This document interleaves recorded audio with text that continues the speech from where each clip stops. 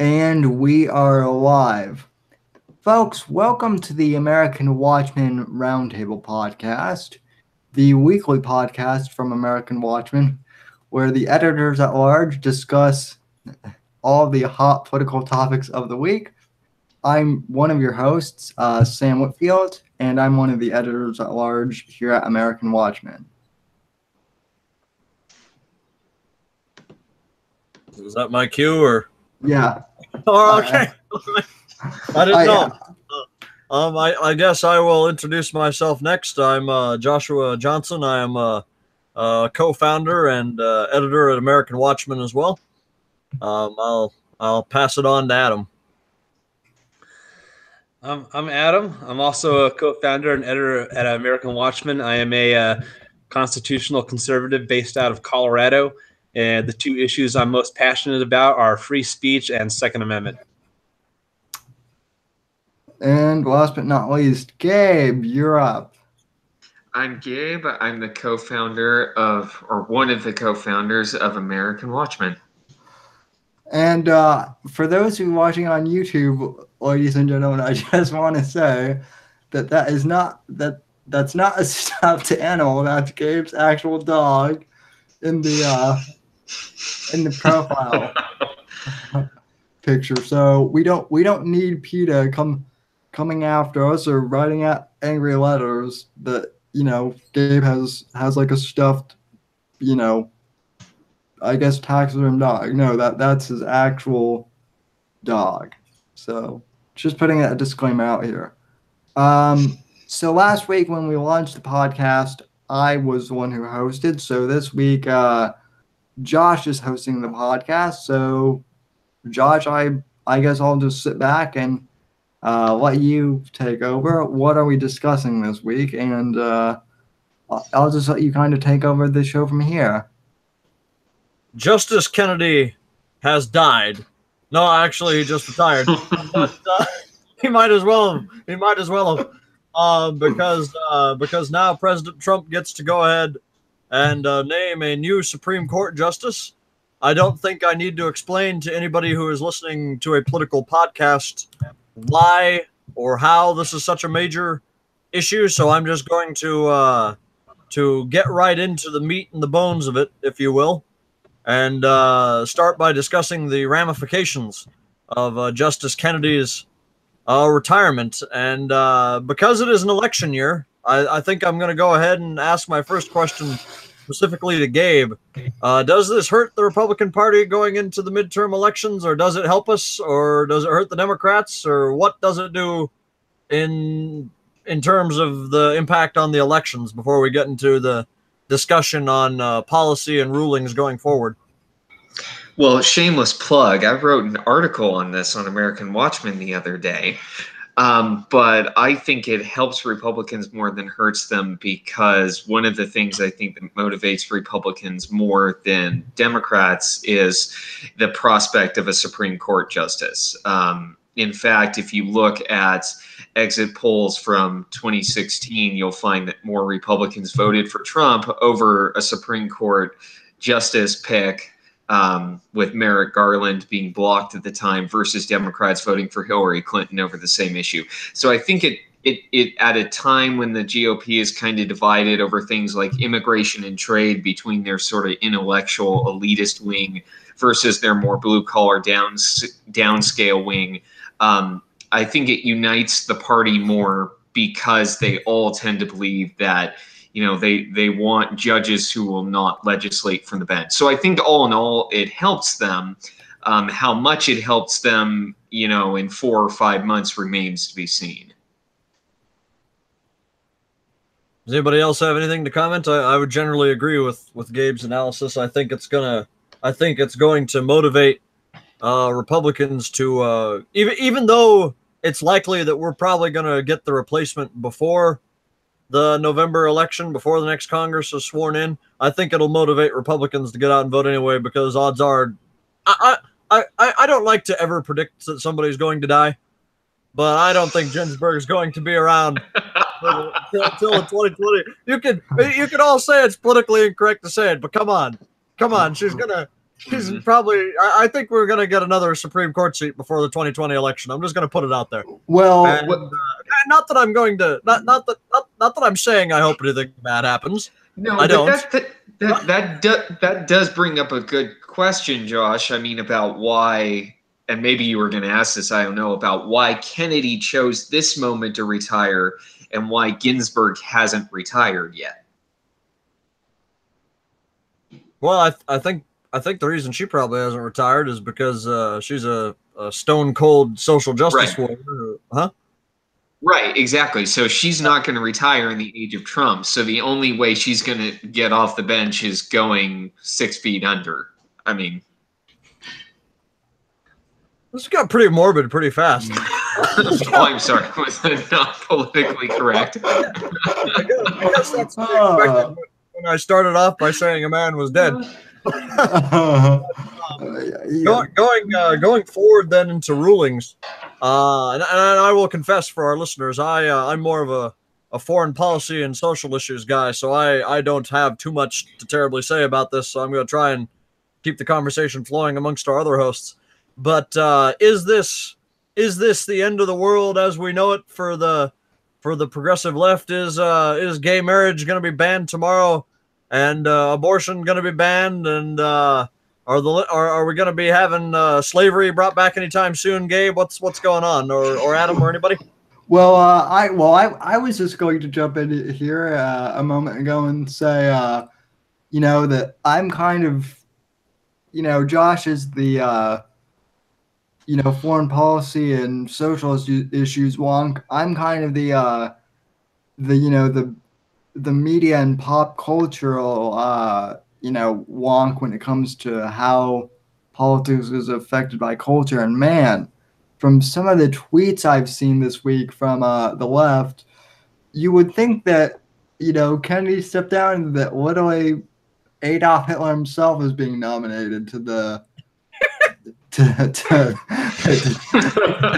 the bench. I mean, we don't even know who the nominee is yet. That's the funny part. Just imagine when when Trump comes out and actually names somebody, then they'll really lose their minds. Well, I think one of the funniest thing, and this is actually something that I was going to bring up later in the podcast, but I think I might as well bring it up now. Ben Shapiro has, tweeted at Trump that he would be happy to be nominated. Now, I think what's funny is on our side there are a lot of people who are actually in favor of that. I'm not so sure I am, but aside from all that, I think it's a big troll, that he's doing to both the hard left and the alt right, because I saw a tweet and I wish I had saved it, like screenshotted it, but it was something from like one of the HuffPo writers, like, "Oh God, please don't nominate him. He's literally Hitler." So, and I think they can say that about any candidate, even if it is a more serious one. Well, here's. Well, but the irony is, Josh, is they're saying that about Ben Shapiro, who is literally the most Jewish guy that you could get to be on the Supreme Court. I think. I mean, I've never seen. I find it interesting that the left is going nuts about this when I find it nuts that the left is going nuts about this when they think that a bunch of originalist judges are going to completely overturn precedent. Because think about it, for whoever is selected, 5 justices have to completely overturn long-held precedents, which the current Supreme Court has sort of done and sort of has been hesitant to do. They're going nuts over the possibility of the court overturning Roe v. Wade or overturning gay marriage isn't really based off what the court has done other than 1 or 2 big decisions that they didn't like. Yeah, well, on a more serious, Gabe, and Josh, I apologize if this was one of your questions, but on a more serious subject, one of the big fears I've seen from the left kind of, being the watchdog person of American Watchmen, from the left, is, or of the left, I should say, is they seem to be, all of the columns I've seen from the left and all of the tweets are pretty much all centered around, their big fear of that they're going to get rid of Roe v. Wade. And what really strikes me about, that as interesting is Trump really hasn't said that much about Roe v. Wade as president, as far as I can tell. And, that doesn't really seem to be in his wheelhouse. And I don't think I haven't heard Gorsuch or anything, or any of the other conservative judges say that. So I'm curious as to why they're so worried about Roe v. Wade being overturned specifically. Well, to address kind of both of Gabe's original points about he didn't understand why they were freaking out so much about the prospect of justices reversing precedent when it's not likely that they would, and to what you just said about why they're so worried about Roe v. Wade being overturned, is because you have to look at, it's a question, and I know I harp on this all the time, but it's a question of worldview. If you're a progressive, then your view of history is that it is a straight line and that it is always advancing in your column, that things can never go back, i.e. Roe v. Wade can never be overturned. And more importantly, the reason they freak out so much and they say they're worried about things being overturned is because it doesn't matter if the justices, in their minds, it doesn't matter if the justices actually overturn anything or reverse anything, although they would be very upset about that. What their whole worldview, if these originalist justices come on the court and say that, let's right now their pet issue is getting rid of ICE. So let's say that, they tried to do that, and then the Supreme Court said, no, you don't have the power. I know it's a ridiculous example, but bear with me.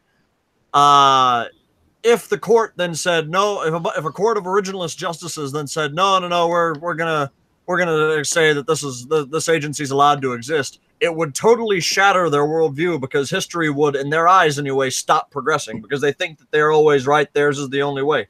So if you have originalist justices who may in the future block them from continuing to radically socially re-engineer the country, then to them that's just as bad as overturning something, because it shatters their narrative view of history. I think that's a pretty good answer. Sorry, I was tweeting our link out to some of the social media. I see how it is. Playing on your phone and not listening. I see how it is. I see how it is. I think you're right. Maybe in the broad scale, Josh. I think. If you look at their party now, it's centered around the issues that they're most worried about. So gay marriage and pro-choice, religious liberty and things of that nature. Their party is basically a bunch of interest groups that are kind of brought together over identity issues. They're either worried about those broad major overturns of precedent, or they're worried about death by 1,000 cuts.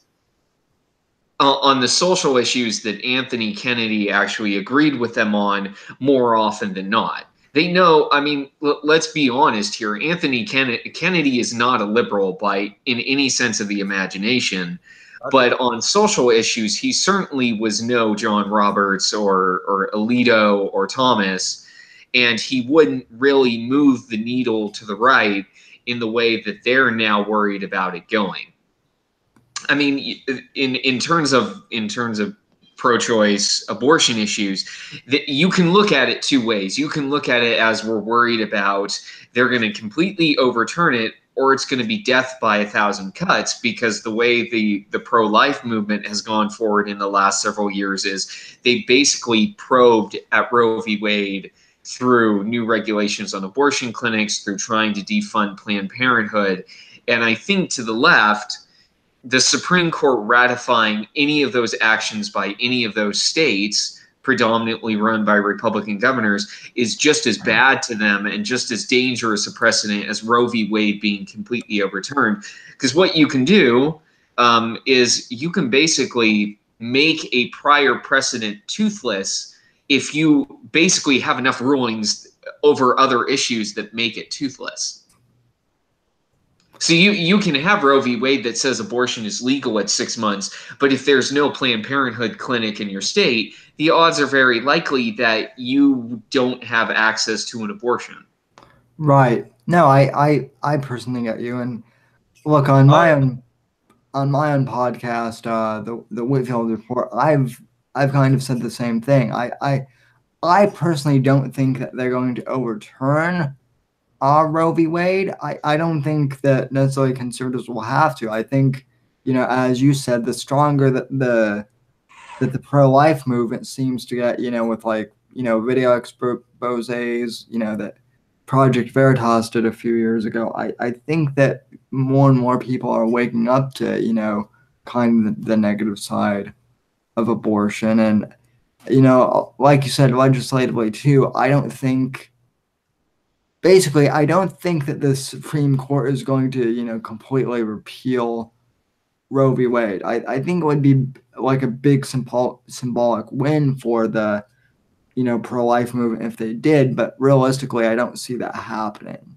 So, to clarify for our listeners, I personally don't think that we're going to see Roe v. Wade overturned, and that's just because I don't have much faith in our political system in general. Put it that way, and but I would totally be in favor of trashing the precedents and just overturning the whole thing. But I also see Gabe's point and think that that's a viable option that pro-lifers need to be aware of as well. The death by 1,000, killing off the abortion industry by 1,000 cuts, as opposed to one big guillotine, shall we say?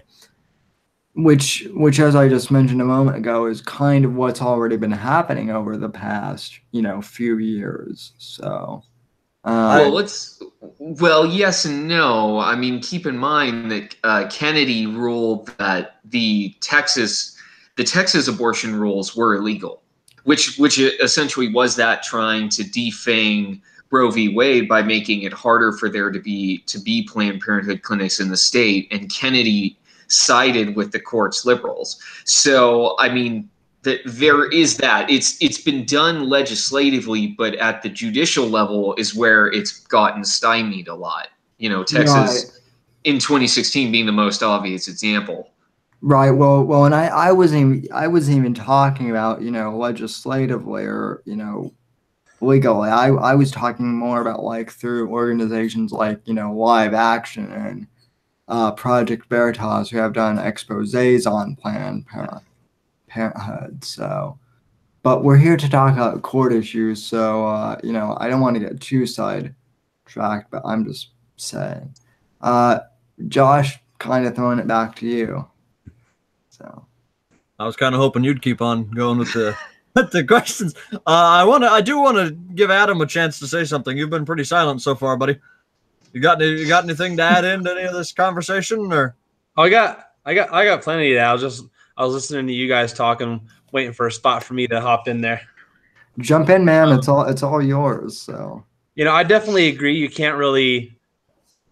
I don't see Roe v. Wade ever being overturned. Like maybe far in the future, maybe, but maybe not. Something I do see. There was one of the more recent abortion precedents was Planned Parenthood of Southeastern Pennsylvania versus Casey, which basically the Supreme Court of the United States ruled that it was unconstitutional for a minor to let their parents know or before they had an abortion, and also made it unconstitutional for a spouse to have to let their husband know if they wanted to have an abortion in marriage. Now, while Roe v. Wade I don't see getting overturned, I do see the possibility of Planned Parenthood versus Casey being overturned. That seems like a more of a possibility. And again, that's something else that kind of goes in towards Gabe's talking about death by 1,000 cuts, just by little rulings here and there that affect it without actually completely outlawing abortion. I also do see the potential. Something I would like to see is if they can't do it on the federal level, maybe they just give they give complete control over this issue back to the states and let each individual state decide what they want to do with that. I would personally agree. I would personally agree with that, Adam. And I mean, as I've said, I would have rather, again, I wasn't around. No one here was around back in, 69 when, or the 60s when it became, legitimate verdict. But I would rather that was how the whole abortion thing, went from the beginning, was to have be a states' rights issue. So, but that's just me.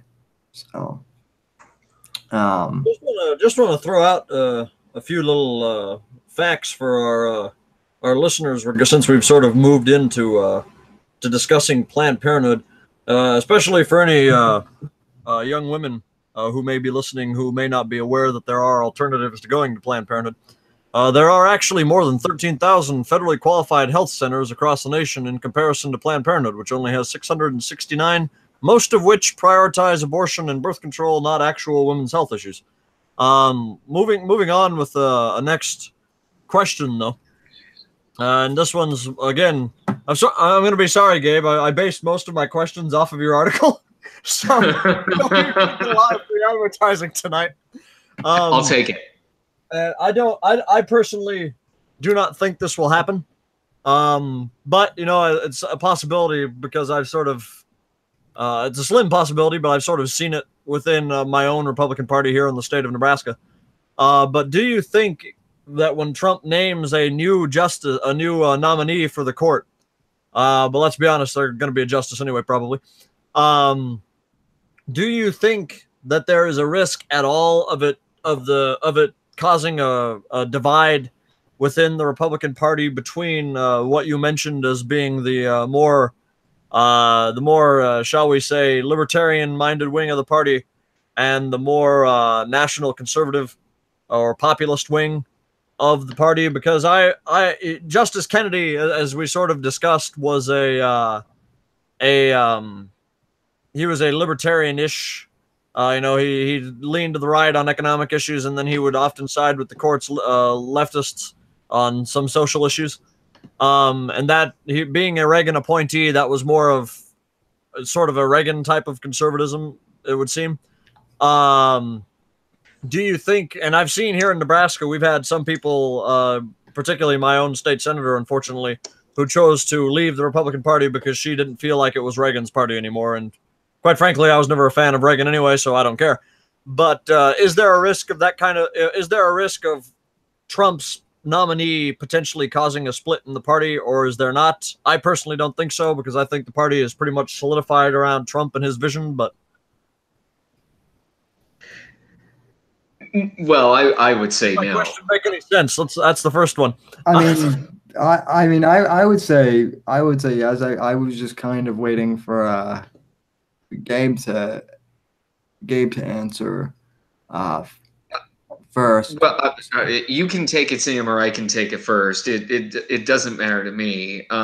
Or I'll just say real quick. I think in terms of the Supreme Court, the beauty of having a Supreme Court vacancy is all the intellectual elites, the conservatives, at the New York Times, whatever, this is the one thing that will actually get them behind Trump for any prolonged period of time, is the Supreme Court. If you're a blue collar person in Pennsylvania who voted for Trump, you're on the Trump train pretty much no matter what he does. It's getting those intellectual elites in the party behind Trump on something right up before the midterm, and a Supreme Court vacancy, I think, is the one thing that will. So whereas I don't think anybody who likes Trump, who's a populist, is going to walk away from Trump because he chooses a conservative nominee, I think that the intellectual elites, the never-Trumpers who have been the most resistant to Trump, this is the one thing that will actually make them support Trump, are judicial vacancies. I would pretty much echo what Josh would say too, although in the case of National Review, and even more specifically with Jonah Goldberg, who who most of my listeners know I really have a strong, distaste for General Goldberg. I don't think anything is going to bring him over to the, Well, some of them, to cite a recent example, some of them, and I know he backed down already because even though his name is already mud, he didn't want to apparently light the burning dirty diaper that is his political legacy on fire even more. But Senator Flake briefly threatened to actually hold Trump's nominee up because he wanted to force a vote on the president's trade policies, and then he backed down. But and then to Sam's point, also, I've seen my fair share of the National Review crowd. I've seen a woman who fired us from Red Millennial, who I shall not name, also basically say that no matter who Trump picks, she's going to oppose it. And of course, these are this is a small group of, as I would call them, people from the political class who don't actually have the numbers in the party or whatever.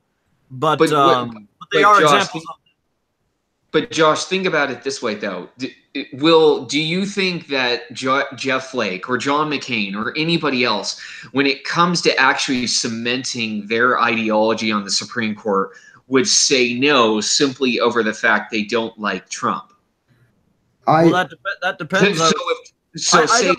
I know there's a list. I don't know who's on the list. I haven't seen it. I haven't done my homework on this, unfortunately. Okay. But yeah, I got a couple names. Pardon? I got a couple names of a front runner list that New York Times put out, and it actually coincides with a couple other media outlets list as well. So it looks like it could be legit. So they do have the list out. I knew that, but I'm not sure who's on it. Well, my question would be: is depending on who he picks from that list, and I can't say because I don't know even who's on the list.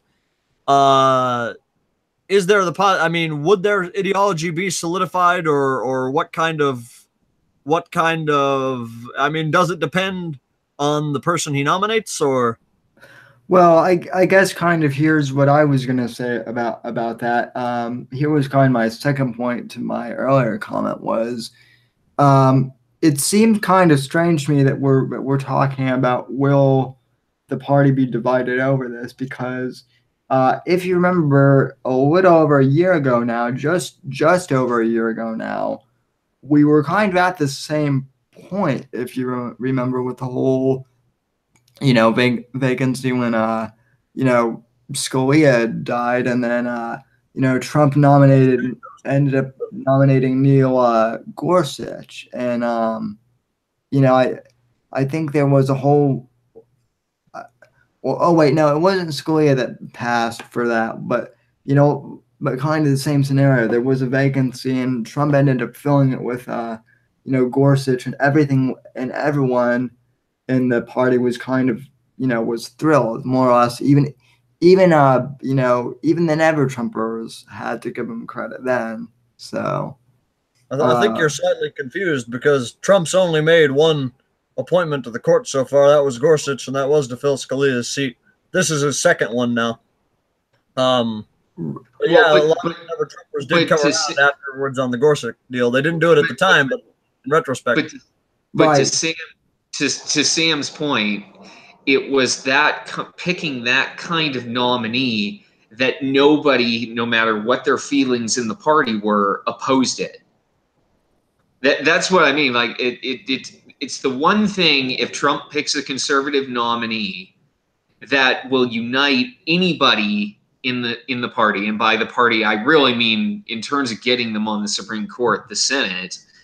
It's the one thing that will get them on board with all voting yes. I mean, we're talking in terms of like the logistics of this. We're all talking about the never-Trumpers and the elites who might say no to Trump. Ironically, it's really only 2 or 3 senators in the Senate who would vote no on Trump's nominee, either Susan Collins or Lisa Murkowski, and that would revolve around the issue of abortion and Roe v. Wade. There's something I could say about both of those two right now, but I'm going to hold my tongue. No. I mean, I think that we're kind of on the same page then, Gabe. I don't. Maybe I phrased my question because maybe I phrased the question wrong in the first place. Here, maybe let me refine it a little bit. are those people that are never Trumpers in the party, in the Senate GOP, the congressional GOP, are they going to be upset if the nominee is not somebody who is ideologically similar to Kennedy? That maybe that's a little bit better phrasing of it, because or another way, are we at risk of them trying to force Trump to appoint somebody who is going to be socially a bit more to the left? Gabe? No. I would kind I would kind of say I would say no along with Gabe. I would only add the caveat too that even if they did try, though, I don't think it would really matter. I mean, the actual never Trumpers in like the Senate and in the House are so minuscule at this point that they don't have any influence in the party really. So even if they did try to do something, I don't think it would really do anything at this point except for cause the usual Twitter mob to make memes of them and whatnot. That's pretty much all that would happen. And it's likely that whatever nominee Trump picks will force them basically to choose between their ideological pinnings and their disliking of Trump, because you have to think about like the network now that's in place among think tanks, conservative nonprofits, to get conservative justices, not just on the Supreme Court, but all the appellate courts. I mean, Mitch McConnell has said that his greatest legacy under Trump will be the number of justices he puts on all these appellate courts that are really conservative. And that wouldn't happen if all Trump had would say 5 or 10 names and he just randomly picked them. There are millions of dollars behind pushing ideologically conservative justices onto these courts, the same way that the left created a network to get progressives onto all these courts. So it's really unlikely that we're going to see Trump pick somebody like a Harriet Miers, which is about as bad a nominee as you can pick for being a Republican president. So in other words, what you're saying is like, I guess if I'm understanding correctly, Gabe, like keep an eye on the Heritage Foundation's website or... Right. Well, you guys remember the during the campaign, Trump came up with that list of justices he would appoint to the Supreme Court if elected to replace Merrick Garland. Yeah, I remember it existing, but I never read it or anything. Well, that's one of the lists that he chose Gorsh from. Oh. So, and that list, his campaign didn't come up with on its own. It came from organizations like the Heritage Foundation that gave him these names. And from that list, he's actually chosen some of his appellate court nominees that now sit on those courts. So, he's not going to pick somebody who's going to be ideologically somebody that never Trumpers can oppose. I think the real threat isn't so much that never Trumpers like Jeff Flake or John McCain or anybody else in the Senate says no. I think the real danger is that he picks somebody who is so over the top in terms of making clear how much they dislike Roe v. Wade or the Civil Rights Act or anything like that, that they actually manage to unite the Democratic caucus and they're able to peel away a Murkowski, a Collins, or a McCain over something like abortion. So this brings me to my next question, Gabe. I tried to get you there. I don't think this is likely either. Because as I understand it, the rules now require a simple majority, thanks to Harry Reid, of course, for us to put on the Supreme Court. But is there a risk that Chuck Schumer can do anything other than spit on Harry Reid's photo on his desk for the rest of his time as minority leader? Is there any parliamentary trick he can pull to try and stop us, or is resistance futile for them? Well, he can slow it down through parliamentary procedure, but he can't stop it if he doesn't have the votes to stop it.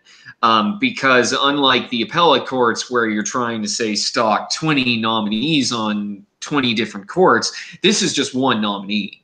So you only have to have 1 or 2 Senate hearings, and then you only have to have 1 total vote in the Senate. So if he doesn't have the votes to kill whoever the nominee is, he can't stop it, and he knows that. I mean, he's admitted that, and that's why the left is going nuts, because they know that they can't stop it. There literally is no way for them to stop it legislatively. So here is the follow-up question to that then. What kind of, because I know a lot of the media and the focus in the media lately, and on both even mainstream, surprisingly, has been just how out there a lot of the left has become in terms of basically openly hinting or outright stating violence as an option for them. Some of them even going so far as to say that they need to get rid of the Supreme Court entirely, like they did with the Electoral College after Trump won. What can we, when we get our justice appointed or confirmed, what can we expect from the left? Will they go even crazier? Are we talking 1968 levels, rioting in the street, crazy woman screaming into the sky at the inauguration? What are we? Well, I suppose as the as kind of the culture watch guy, I should maybe field that question at first. And boy, I don't know, because I feel like sometimes, sometimes the left surprises me. They threaten to do that whole like scream at the sky day or something where they actually planned it out, and then literally nothing happened. There was actually, I don't know if you saw it, but there was actually and thank God it was censored. But I saw on Facebook there were some feminist protesters who went out and screamed. They were screaming against Trump through their vaginas or something like that, and it was essentially a bunch of incredibly what it was just bad. Just standing without any pants on, screaming at pictures of Trump in a room and thrusting their crotches at the screen. Yeah, I saw that. I saw that story. And I think from what I remember, that actually happened shortly after Trump took office, after his inauguration. Yeah, it was complete insanity. I thought that was an Onion video, to be fair. The first one. It was not fake. No, I know. I know that now. Like when I first saw that, I'm like, there's no way. But no, not just in terms of protests, though. I mean, are we going to see, sort of like after Trump was elected, there were a whole bunch of leftists outside of they were protesting against Harry Schumer, saying, "Oh, the Democratic Party is not doing enough for the resistance movement. They're not being left-wing enough. They're not being progressive enough." Is there a risk that after Schumer, because he literally can do nothing to stop us, is there a chance that his base is going to lose their marbles and demand the party go even further to the left? Are they going to say, well, the leadership's not doing enough to resist Gabe? Or are they going to be wildly irrational? I mean, that's what I'm... Well, no. I mean, but I think that's already happening regardless of what happens with this pick. I mean, I think regardless of what happens with the Supreme Court, the left is already going nuts. I mean, they've already made it clear they're moving to the left and they're going there fast. Yeah. I mean, that gets into like Joe Crowley being defeated by a self-avowed democratic socialist. I mean, I don't know, short of coming out and saying you're an actual socialist, how far left you can get and how far left your base is when they knock out a possible successor to Nancy Pelosi is leading the party and go with a 28-year-old democratic socialist. So I think they're going there either way, whether this pick or this situation makes them get there faster almost strikes me as semantics and something you can't measure, because I think they're already going there. Yeah, I would just kind of say the same thing as Gabe. I think they're already there. Shameless plug. I've kind of been doing this whole thing of watching how far the cultural left has gone on my own podcast, the Whitfield Report, and just to kind of, sum up, basically, I think the left is a few, hairs short of of literally going into full on purge mode. And, for any of you who know what those movies are, maybe, you probably know what I'm talking about. But yeah, I think last thing I ever want to see before I die is somebody coming at me with a Hillary Clinton rubber mask on with a butcher knife. That's just horrifying. Don't give me that. Don't give me that in my mind. I don't need that. I'm not worried about that. I'm packing all the time, pretty much. So yeah. If we ever go to purge levels, I'm moving in with Adam. So, but and to that end, Adam, you had something to say to Josh's question. So, like honestly, so I definitely agree with some of what you guys had to say there, but I'm actually gonna go the other way here. I think it's gonna get much worse, and so my reasoning with that is things didn't get a lot worse after Gorsuch was confirmed. I mean, there was a lot of stuff going on there, and there's some craziness going on after confirmed, but not a lot. The reason I'm seeing things taking a drastic turn after this confirmation is because to the left, abortion has been their sacred right since Roe v. Wade. And now in their eyes, maybe not in our eyes, because we're more realists. We're not complete pessimistic fear mongers like the left is being right now. But in the left's eyes, they see us taking away one of their most sacred rights that they've had since Roe versus Wade. So I think that could potentially accelerate the free fall of the left. I think things should get much worse, no matter who Trump appoints, because they know that with that conservative majority, that there is that possibility in their eyes of their precious right to kill unborn babies being taken away. Gabe mentioned the New York Democratic primary, and I forget her name, but the Democratic Socialist quote unquote that won there. I don't want to say too much on this, but I do want to maybe pitch a future episode idea in front of our listeners to you all here, because I know if I pitch it in front of the listeners, you'll all be forced to do it at some point with me. I think part of the rage we're seeing from the left, and then also just the internal debates going on the right, I do think we're seeing a political realignment. And I think part of that is driven by the fact that, as we mentioned a little bit last time, people throw words around without actually knowing what they mean. And to the point of the young socialist woman, yeah, some of her policies are generally in that area, but then also she's like in favor of abolishing ICE and having open borders. And I can tell you flatly that many older school socialists at least would beg to differ with her on that. But I maybe for the future we could have, because it does tie into the Supreme Court. We are living in a time of great political change. Maybe something on changing definitions and realigning ideologies or something. I don't know, but that's my spiel. Gabe knows that I basically fantasize about talking about that all the time. So I dream it even.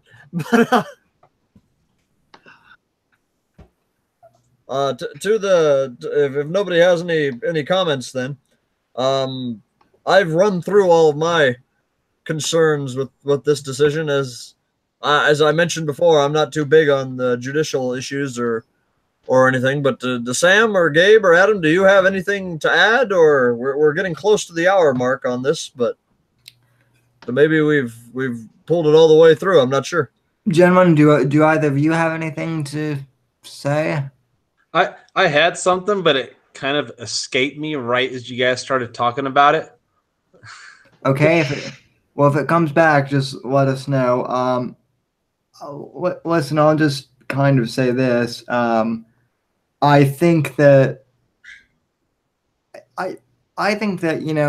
Trump, based on the whole nomination of Gorsuch, I think that was a pretty, that was a pretty good pick. I think everyone here can pretty much agree. So Trump already has a good track record. I don't want to say that he's going to pick another good one for sure. I'm not that confident. I think we would need to see who he picks first, and then judge them based on their performance. Just like we did with Gorsuch. But I think based on the past, things are looking pretty good. I think that the left is going to come unhinged because of this. Maybe not directly because of this decision, but I think it's going to add up to things. And I think they became unhinged a long time ago. well, yeah.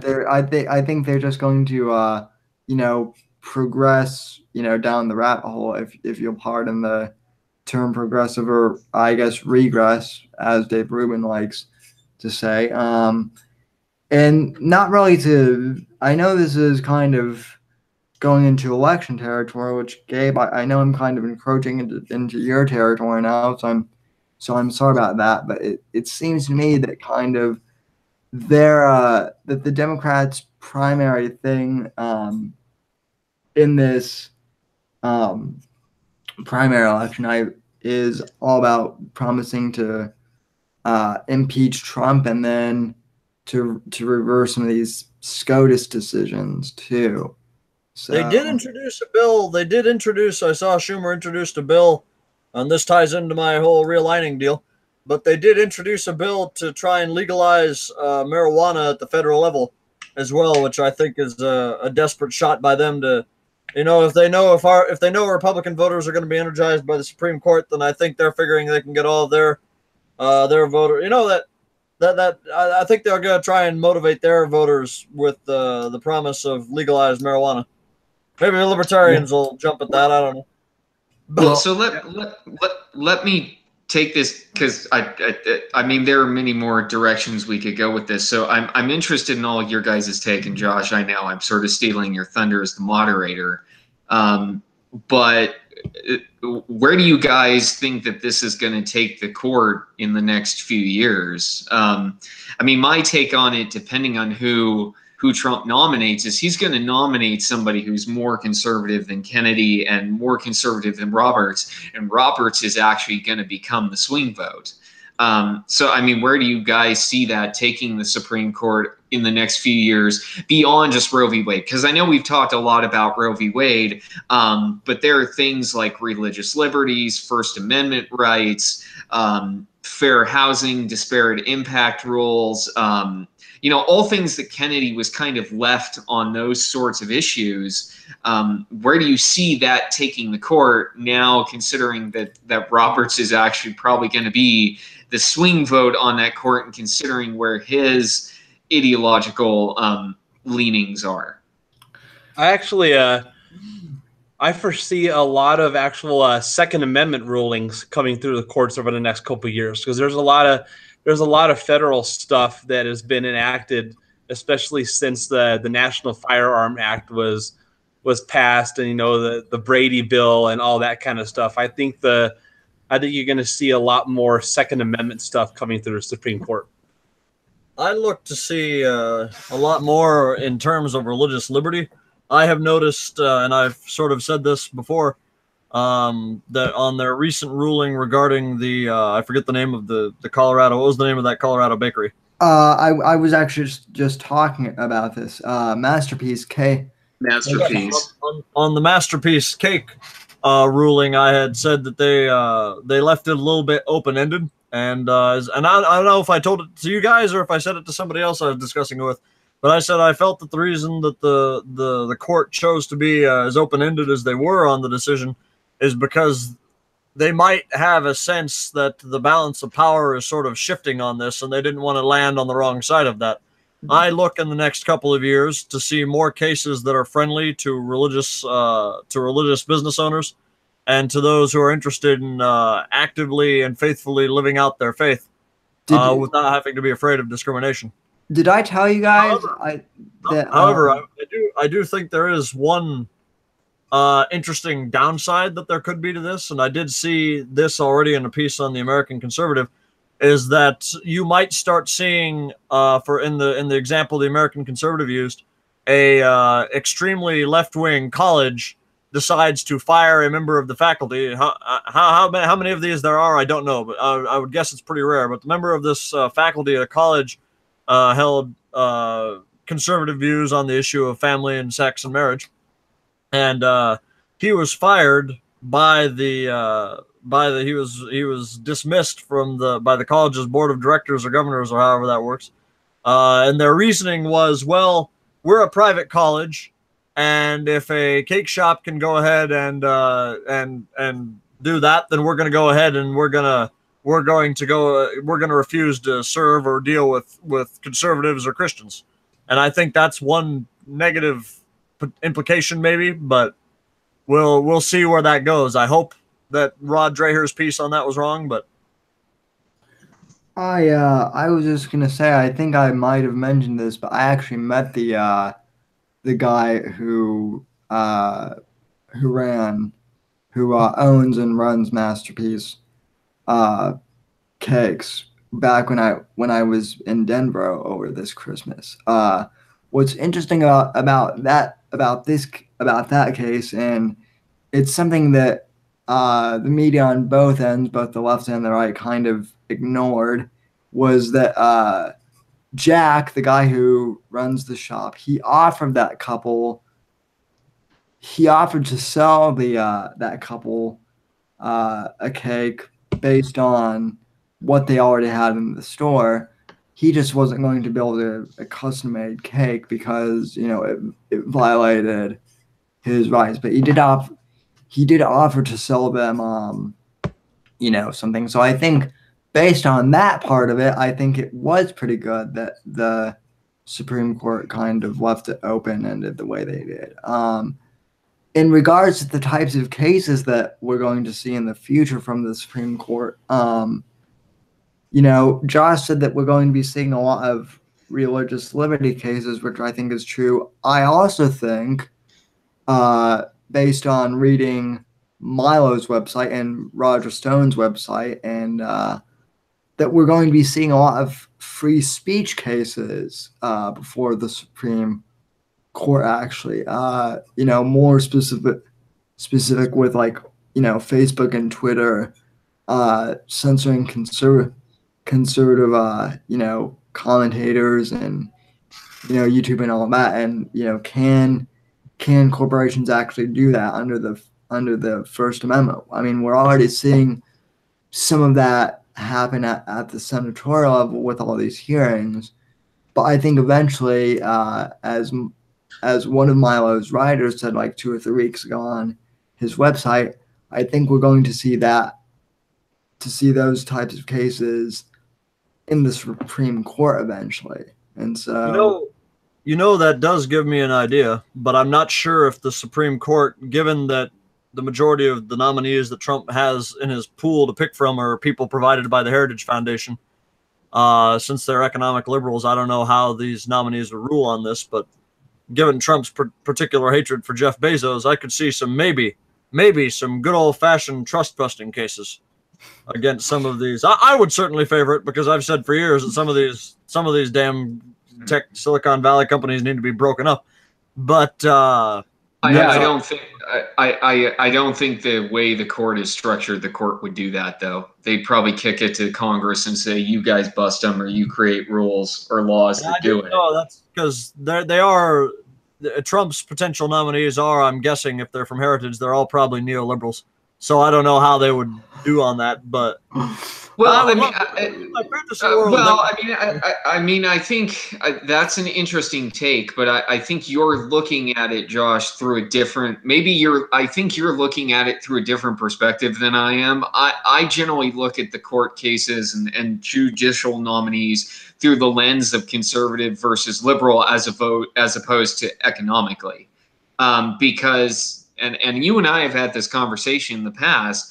I view it more as judges as, are they more libertarian leaning, more conservative leaning, progressive leaning?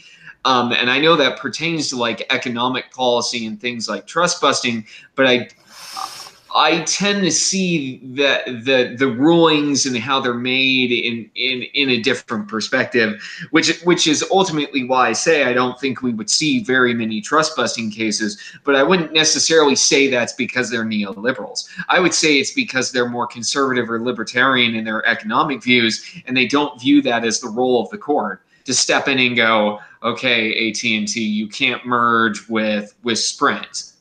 Well, yeah, that you're right at the beginning. That's a definition point, because I just based on what you said, I think maybe you and I would I don't know if how you would define neoliberal, but for me, a neoliberal would essentially be somebody who is and forgive me for butchering this Latin term.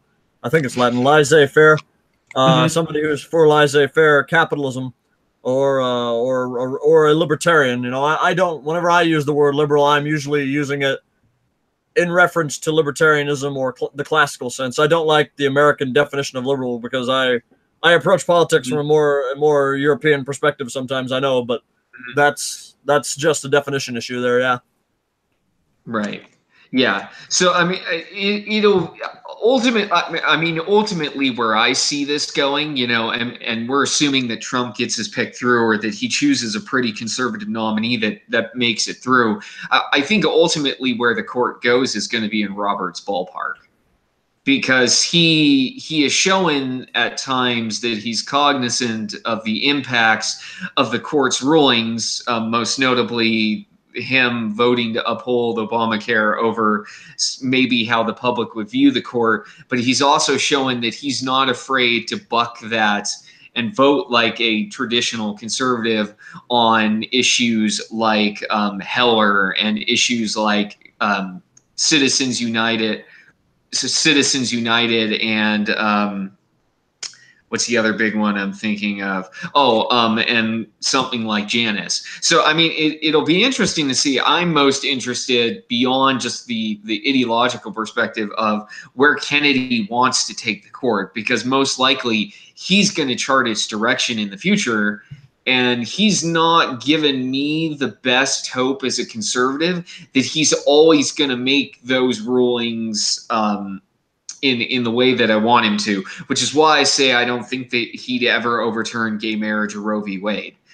Because I think if he would have been willing to, or we were going to see that from this current court, that he would have done something much more significant than he's done to date. Here is a question for you that popped into my mind as we were discussing this. Do you think, and this is for you, Gabe, or anybody else, just I know I've been calling on Gabe a lot tonight, but that's just because my frame of mind has been so much influenced by his article on it.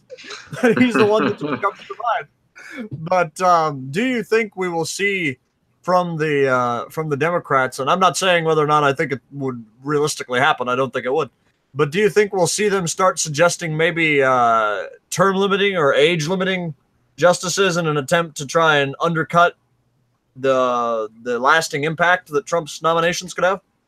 I don't see that happening. However, what I have noticed is I think it was Washington Post or HuffPost recently suggested if somehow the Democrats get control of the Senate next year and Congress, that there is the potential, and there is it is allowed in the Constitution, that there can be up to 11 Supreme Court justices. So what they could potentially do if that happened, although highly unlikely, is that even though right now we would have a 5-4 majority, if they were to do that and increase it to 11 spots and then stack 2 more liberals in there, that would give them a 6-5 majority over us. So that's one of the possibilities, although unlikely, that could potentially happen.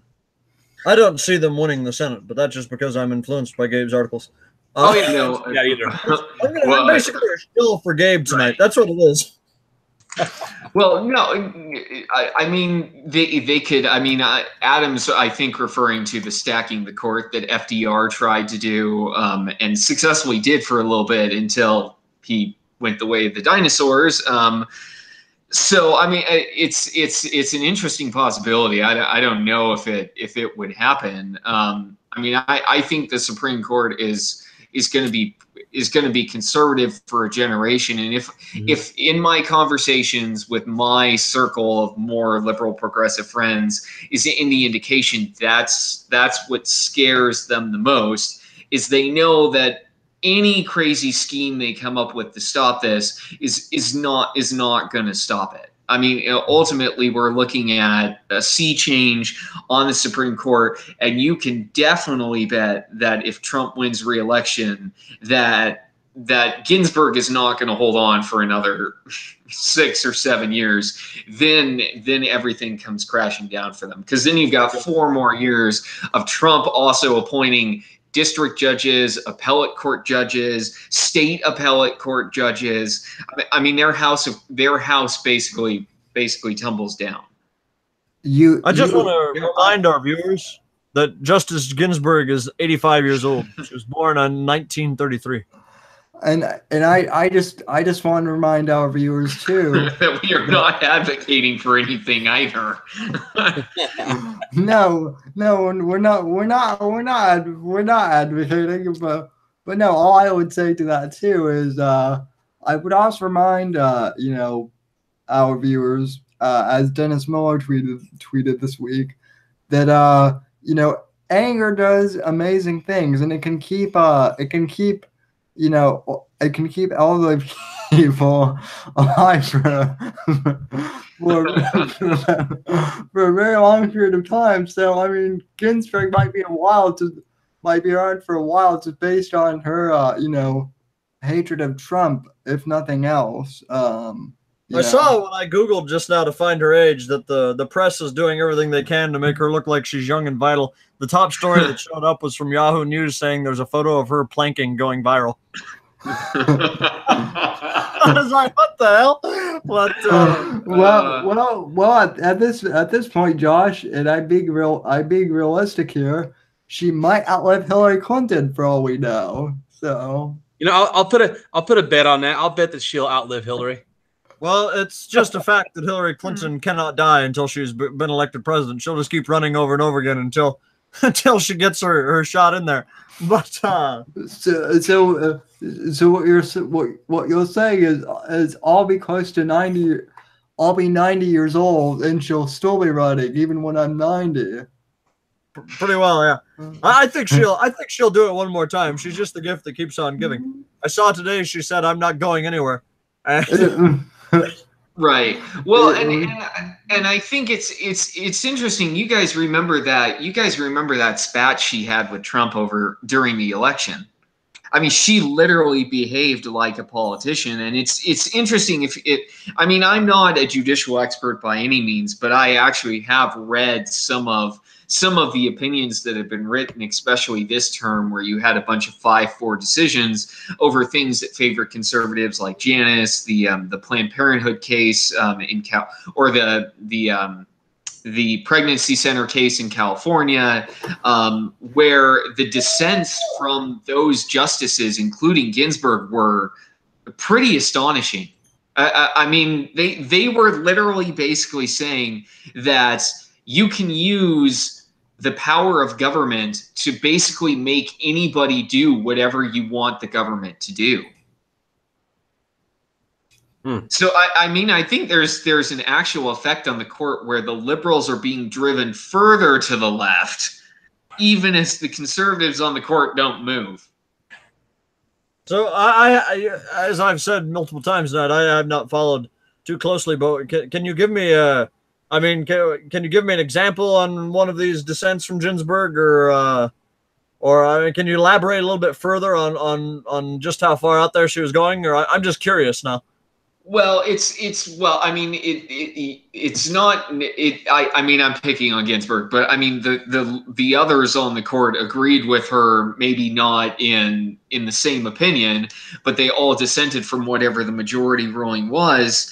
But I mean, for example, in the case of the pregnancy clinic in California, and if any of the viewers watching don't know about it, there was a case in California where pregnancy clinics were required to put that they're not medically licensed or that they don't provide abortion services, even though everybody says abortion services are safe, da da da da da. So the conservatives, including Kennedy on the court, said you can't do that. You're compelling free speech. You're basically you're making them say something they don't believe, which you can correlate with the gay marriage case in Colorado.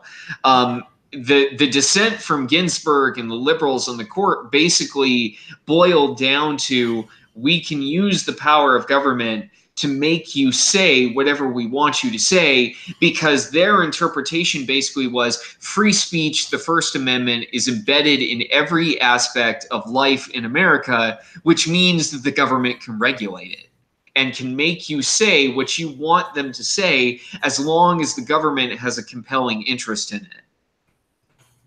Which I mean, if you take that to its fullest extent, basically means that the government can say, you can't say that broccoli is bad for you because it's a public health interest. And your free speech rights, your First Amendment rights, are overridden by the fact that the government has a compelling interest to basically curtail that. So basically, you got me there. My efforts in the broccoli lobby have well, that's just an example.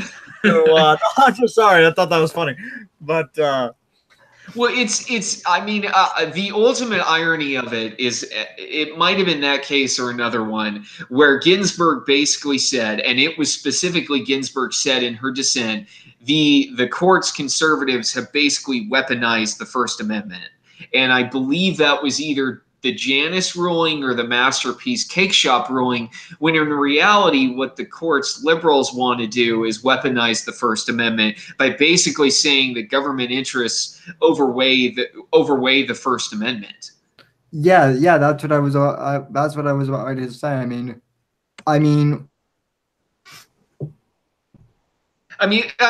look, if your First Amendment rights to say what you want are interpreted within the sphere of it's integrated into every aspect of society, which it is. That's not disagreeable. But if it's interpreted then as in the government then has the right to come in and regulate it because it's involved in everything in society, you're basically saying there's no check on what the government can do.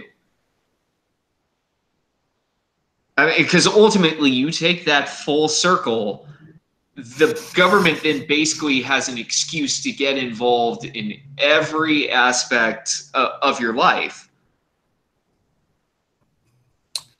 Yeah, sorry, my internet connection cut out there. I only got the last part of what you were saying.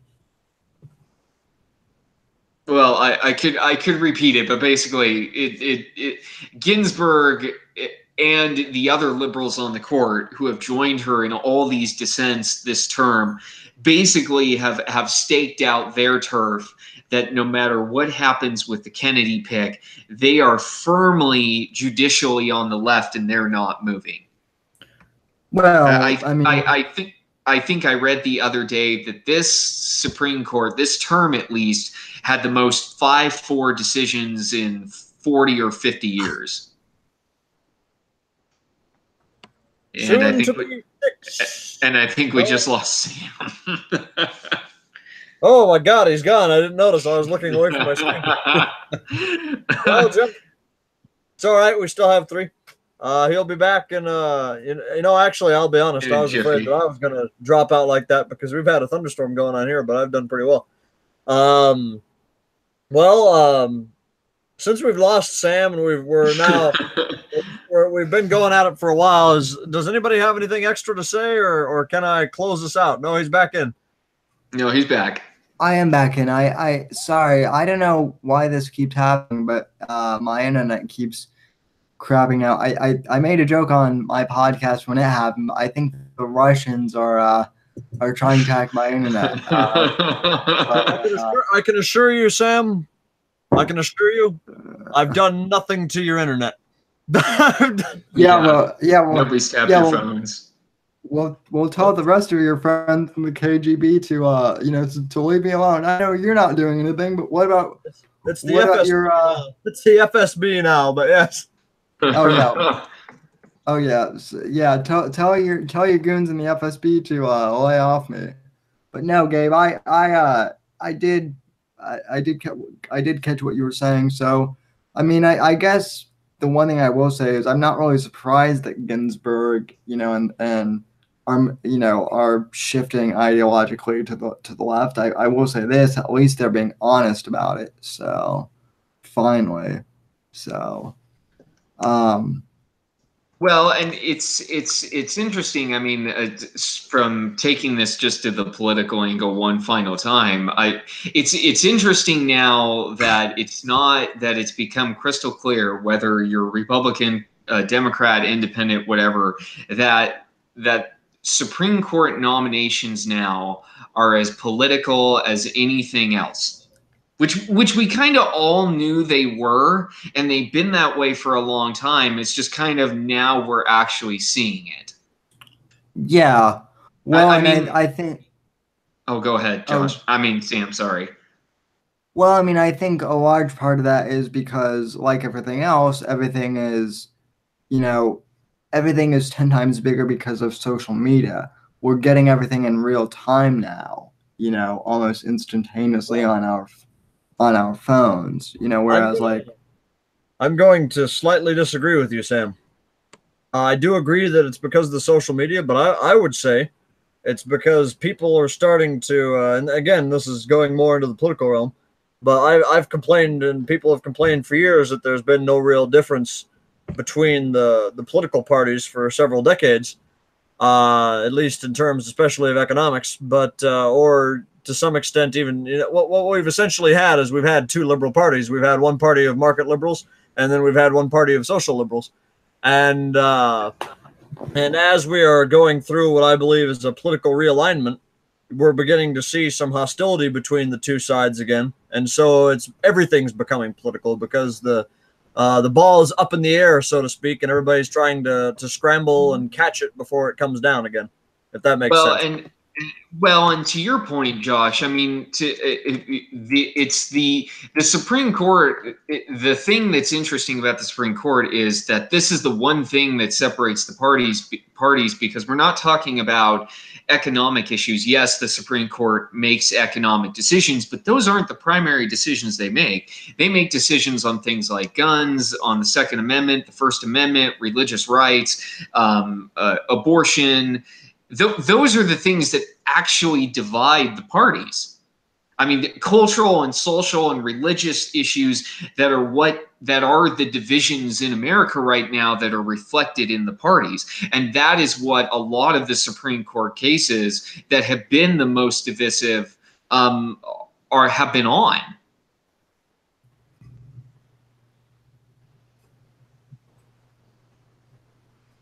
Have I lost touch with you guys? Are you still there?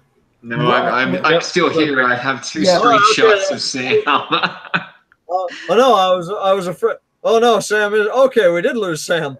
I'm back again. I'm back again. Boy, I do want to say, and I don't want to rush us through this, but Sam, as far as I know, you're the only guy who knows how to take us off the air. So, if you're not here, I have no idea what to do after that. I am, and if you guys want to wrap, we can. It's almost 10:30, so I think that these podcasts at like an hour and a half are pretty good. So especially if we're doing it weekly. So right, and I didn't mean to drag us on. Just to kind of back up your point, Josh. Right. No, yeah. I would reply a little bit more, but I'm just afraid about losing Sam before again. Yeah, no. I think we're good now. The FSB isn't tracking me anymore. Hopefully.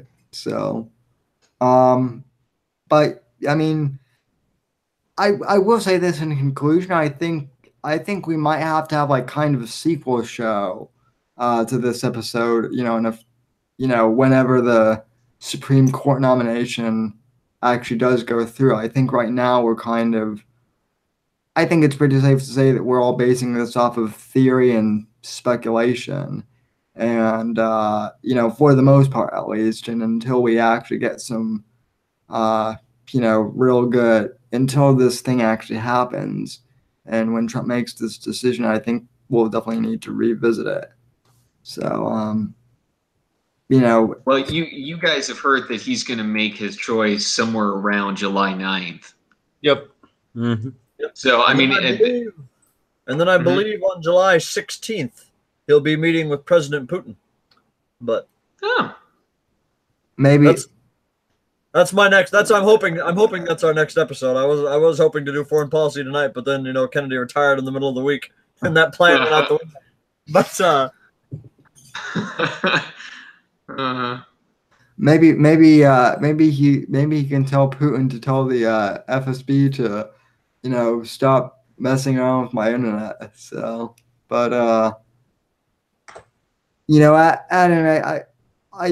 think at the very least maybe next week we can revisit this at least a little bit. In part one, Trump makes his decision, but next week I think it's Gabe's turn to run the show. So. Well, and I'll make Josh happy. It will probably be over foreign policy. Okay. Yeah. So. He knows the FSB will come after his internet if he doesn't.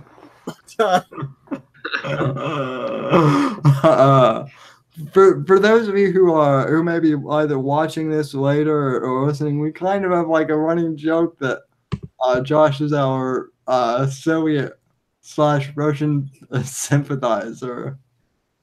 I admit I'm pro-Russia, and I've been open about my dealings and business contacts with the United Russia Party and the Kremlin, but there's nothing wrong with promoting an alternative viewpoint. That's our First Amendment right, ladies and gentlemen. So you're basically Raymond Reddington from The Blacklist, then? Yes. Yeah. I've never actually seen that show, but you guys will have to tell me about this after we go off air now. Yeah, we will. So, and on that note, ladies and gentlemen, I think that pretty much wraps up this episode.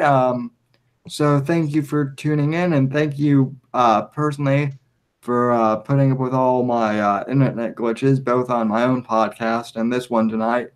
I'm gonna try and get that fixed before next week, obviously.